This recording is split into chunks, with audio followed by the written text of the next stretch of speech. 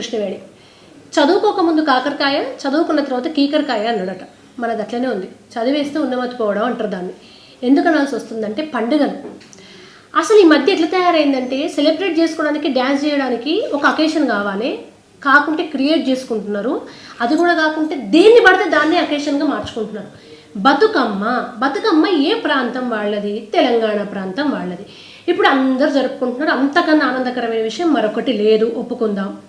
బతుకమ్మ ఏంటిది? పూల పండుగ. అన్ని తంగేడు లాంటి పూలని, ఎప్పుడూ దొరకని పూలు, ఏ పూజకు వినియోగించని పూలు, వాటికి ఒక ప్రాశస్త్యం ఉంటుంది. తీసుకొచ్చి పసుపు గౌరమ్మ చేసుకొని పూలని, ప్రకృతిని అమ్మవారిగా భావించి చేసే ఒక కల్చర్. దాని వెనుక సైంటిఫిక్ రీజన్ ఏంది? ఇప్పుడు వర్షాకాలం అంతా వర్షాలు పడి అప్పట్లో నదుల నీళ్ళే తీసుకుపోయి బిందెలలో పట్టుకుపోయి మోసుకొచ్చుకోవటం, ఫిల్టర్ ఉండకపో కనుక అవంతా మురికైతుంది. ఈ పూలల్లో ఒక ఔషధి గుణాలు ఉంటాయి కనుక వీటిని మన లాస్ట్కు నిమజ్జనం చేసే టైంలో బతుకమ్మని తీసుకుపోయి నీళ్ళలో కలుపుతాం కనుక ఈ పూల ద్వారా అది మొత్తం కూడా ఫిల్టర్ అవుతాయి వాటర్ అనేది. ఇది సైంటిఫిక్ రీజన్. అందుకే తంగేడు, గునుగు లాంటి పూలు అందులో వేసేటాలు. ఇప్పుడు ఎక్కడ కలుపుతున్నాం మనం బతుకమ్మని తీసుకుపోయి? అసలు ఉన్నదా? నీళ్ళలో పట్టుకపోయి మోసుకపోయి ఏమీ లేదు. హైరేజ్ అపార్ట్మెంట్లలో అయితే అక్కడనే ఎక్కడ మూలకు పడేస్తున్నారు, లేకుంటే నీళ్ళ హౌజులలో మొత్తుతున్నారు. అసలు ఫస్ట్ గంగకు, గోదావరికి పోయి, కాలువ గట్టుకు పోయి నీళ్లు మోసుకొచ్చేది లేదు. ఇప్పుడు ఎక్కడిదక్కడ ఫిల్టర్లు, ఇంట్లో మినరల్ వాటర్లు, బోర్ బాయిలో ఏదో బోరింగ్ నీళ్ళు అన్న ఉంటుంది. ఇది ఒకటి. అసలు ఇది కల్చరు, ఇది ట్రెడిషనల్గా సైంటిఫిక్గా కారణం. ఇది ఎవ్వరు చేస్తలేరు సరిగదా. డ్యాన్స్ ఎందుకు చేస్తున్నారు బతుకమ్మ దగ్గర? ఎంతమంది ప్రవచనకారులు, పురోహితులు, గుళ్ళో అయ్యగారులు మొత్తుకుంటారు. నేను ఒక 10 మందిని అడిగితే, కృష్ణవేణి ఏం చేసుడు చెప్పు, మేము చెప్పే తీరు చెప్తున్నాం, చెప్పి కంఠశోష వస్తుంది మాకు, అసలు డ్యాన్స్ ఎందుకు వేస్తున్నారమ్మా, సౌండ్ లేనిది, ఇది భక్తితో చేయాలి, గౌరమ్మ కొలువైతుంది బతుకమ్మలో అని ఒక క్వశ్చన్ అడుగుతా. ఈ ఆడ అందరికి కోపం వస్తుంది, కానీ మీ అందరికి కూడా అక్కడ బతుకమ్మ లేదు, గౌరమ్మ లేదు, దేవత లేదని క్లారిటీ కదా. ఎందుకంటే నిజంగా మీ ఎదురుగా ఉన్నది గౌరమ్మే, అమ్మ కొలువై ఉన్నది సాక్షాత్తు అనిపిస్తే ఈ పిచ్చి దుంకుళ్ళు, పిచ్చి గురుళ్ళు ఎందుకు చేస్తారు? మీరు చేయరు. సో మేము బతుకమ్మ పెట్టుకున్నాం, అందులో గౌరమ్మ పెట్టుకున్నాం, కానీ ఎట్టి పరిస్థితుల్లో అందులో ఆ అమ్మవారు లేనే లేదు. ఒకవేళ వచ్చినా ఉండదు, పారిపోతుంది అమ్మవారు. బతుకమ్మ ఎప్పుడో పారిపోయి ఉంటుంది, అందులో గౌరమ్మ అసలు కనుచూపు మేడల్లో దరిదాపులు వస్తలేదేమో ఆ సౌండ్కు. అరే అంతద్దు బతుకమ్మకు రాను బొంబాయికి రాను పాట ఎందుకు వేస్తున్నారు? అసలు రాను బొంబాయికి రాను పాటకు బతుకమ్మ గౌరమ్మకు ఏమన్నా పొంతనున్నదా? నేను అడిగేది ఏమన్నా తప్పు ఉన్నదా? ఇది హైరేజ్ అపార్ట్మెంట్లలో సరే బతుకమ్మ, మిగతా చోట్ల బతుకమ్మ కోలాటం వచ్చింది. బతుకమ్మ ఎందుకు? 2 చేతులు చప్పట్లతో కొడితే ఇది ఒక హైందవ సాంప్రదాయంలో, యోగాలో, మెడిసినల్గా కూడా దీంతో యూజ్ ఉంటుంది. ఇందులో ఉన్న నరాలన్నీ యాక్టివ్ అయితే ఇట్లా ఆరోగ్యపరంగా మంచిది. భక్తి చుట్టూ ప్రదక్షిణ లాగా తిరగాలనేది దాని కాన్సెప్ట్. శరన్నవరాత్రులు లాంటివి పండితులకే అందుబాటులో ఉంటే పామరులంతా, జానపదులంతా కలిసి అమ్మవారిని వాళ్ళకు తోచినట్టుగా భక్తి శ్రద్ధలతో బతుకమ్మ అని పెట్టుకొని చేసుకుంటుంటే కోలాటం తీసుకొచ్చారు. కోలాటంలో చేతులు గలవు, సరే కోలాటం కూడా ఒక అందుకు పోని.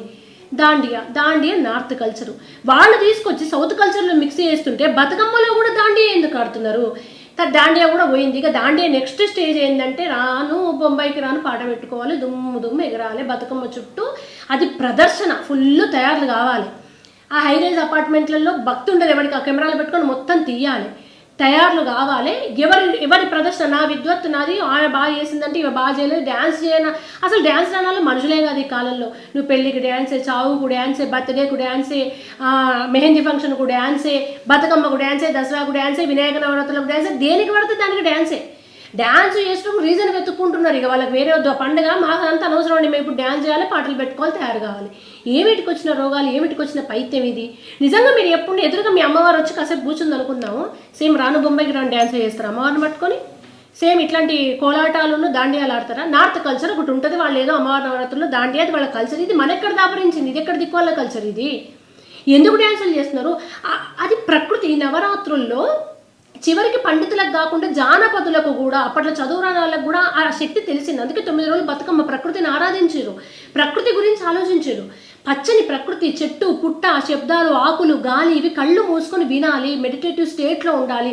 ప్రకృతి 9 రోజులు అత్యంత శక్తివంతంగా ఉంటుంది. అది పక్కనట్టు అసలు ప్రకృతి కాదు కదా, పక్కోళ్ళ మాట కూడా వినరాకుండా డీజేలు, విపరీతమైన సౌండ్లు, ఆ సౌండ్లు పెట్టకుండా అయ్యా గుండెపోట్లు వస్తున్నాయి. వినాయక నవరాత్రుల్లో కూడా డాక్టర్లు మొత్తుకున్నారు, అంత హై వోల్టేజ్ సౌండ్స్ వల్లనే గుండెకి ఇబ్బంది అవుతుందండి. లాస్ట్ టైం అయితే దాండియాలో 100 మంది హార్ట్ అటాక్తో చచ్చిపోయారు. ప్రకృతి వినడు కాదు, పక్కన మాట విని రాకుండా ఫుల్ సౌండ్, ఫుల్ డ్యాన్సులు. వీటికి ఇంత దరిద్రంగా తయారవుతున్నారు. అసలు ఒక పండుగ రాను ఇప్పుడే గంగల కలిసింది 10-15 ఏళ్ళ నుంచి. ఒక 30 ఏళ్ళ తర్వాత బతుకమ్మ అంటే ఏంటి, డ్యాన్స్ అంటారు, అంతే కాదు, ఒక డ్యాన్స్ ఫెస్టివల్ అయిపోయింది. నెక్స్ట్ తరానికి ఏం చెప్తారు? బతుకమ్మ అంటే ఏంటిది? రేపు మీ పిల్లలు వచ్చి అవునా గౌరమ్మ దేవతన, మరి దేవత ముందు ట్రెండింగ్ పాటలు ఉన్న ఐటమ్ సాంగ్స్ ఎందుకు చేస్తున్నారంటే ఏం ఆన్సర్ చెప్తారు మీరు? అసలు బతుకమ్మకు డ్యాన్స్ ఎందుకు వేస్తున్నారంటే ఏం చెప్తారు? డ్యాన్స్లో కూడా చేసేది ఏదైనా మన కూచిపూడ, భరతనాట్యమో, భగవంతుని కొలిచే పాటలు, పోనీ అమ్మవారిని మొక్కే పాటలు, జానపదంలో కూడా అమ్మవారిని మొక్కే పాటలు అంటే కాదు. వైరల్ అయిన ట్రెండింగ్లో మిలియన్లు అయిన పాటలన్నీ పెట్టుకొని రాను బొంబాయికి రాని పాటలు చేస్తే అమ్మవారికి ఏం సంబంధం అందులో? అంటే మీకు క్లారిటీ ఉంది కదా, అమ్మవారు లేదు ఏం లేదా, వంకతో చేస్తున్నారు. అట్లాంటప్పుడు మూసుకొని డ్యాన్సులు చేసుకోండి. మీరు చేయలేదా? మీరు బతుకమ్మ పేర్చలేదా? మేమైతే ఇంత పెద్దగా పేర్చాం, మీరు చిన్నగా పేర్చారా? మీరు ఏం పేరు? అసలు తంగేడు పువ్వే కనబడతలే అందులో, మొత్తం బంతిపూలు. ఇక బాగా పైసలు ఎక్కువైతే లిల్లీ పూలు, గులాబీ పూలతో కూడా బతుకమ్మ వేరుస్తారు కావచ్చు. అసలు ఎందుకు మొదలు పెట్టిర్రు? కాన్సెప్ట్ ఏంది? ప్రకృతి ఏం చేస్తున్నావు? ఎందుకు చేస్తలేవు? మినిమం సోయలేదు. సోయి తప్పి ఎగరాలు దుంకలు గొర్రెలం తెలుసా? మనం లిటరల్గా గొర్రెలం. మనం వేరాలని అనొద్దు. ఒక గొర్రె పోతే ఆ దారిలో అందరం పోవాలి. మనం దయచేసి ఆగి సోయి తెచ్చుకొని మనం బతుకమ్మ ఇందుకు ప్రకృతిని కాపాడాలి. ఈ నవరాత్రులు కాలం మారే టైము, సీజన్ మారుతుంది, అంటరోగాలు రాకుండా, నీళ్లు బాగుండడం కోసం, గౌరమ్మని భక్తితో కొలవడం కోసం ఈ బేసిక్ రండి. వచ్చేసి వెనక్కి వచ్చి కొంచెం మీ పెద్దవాళ్ళు ఉంటే కనుక్కోండి. ఇక పెద్ద మనుషులు అయితే పాపం మునుపు పెద్ద ముత్తేదు అని 5 రౌండ్లు వాళ్ళతో తిప్పిద్రు. ఇప్పుడు నీకు మోకాళ్ళ లోపల నుండి పెద్ద ముత్త అయితే నువ్వు పక్కకు నువ్వు డ్యాన్స్ చేయవు, దాండియా చేయవు. ఇప్పుడు అక్కడికే రారు వాళ్ళు. ఇప్పుడు డ్యాన్స్లు చేసే తాళ్ళకి డిమాండ్. ముత్తేదలు కూడా ఫ్యూచర్లో డ్యాన్స్ చేసుకుంటూ వస్తేనే తీసుకొస్తారు కావచ్చు. తమలపాకును దానికి తీసుకోంగ కూడా 2 స్టెప్పులు వేయాలి కావచ్చు. అట్లా తయారైంది దరిద్రం.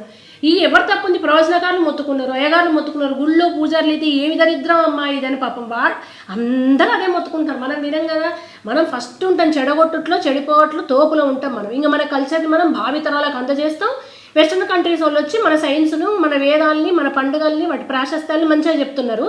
మనం ఇట్లే దరిద్రంగా తయారై వాళ్ళు అడిగితే మన నోట మాట రాకుండా ఇంకా హిపోక్రటిక్, మనకు కోపాలు వస్తాయి, ఇగోలు వస్తాయి, తెలుసుకోము, ఎదుటాలు చెప్తే వినము, మనకి అన్నీ తెలుసు అనుకుంటాం, సమర్థించుకుంటాం. నాశనం అయ్యేటాలు ఎవరు కాపాడుకోలేడు. ఆఖరికి మనం నాశనం అయితే ఏం కాదు, కానీ మన కల్చర్ని నాశనం చేస్తున్నాం.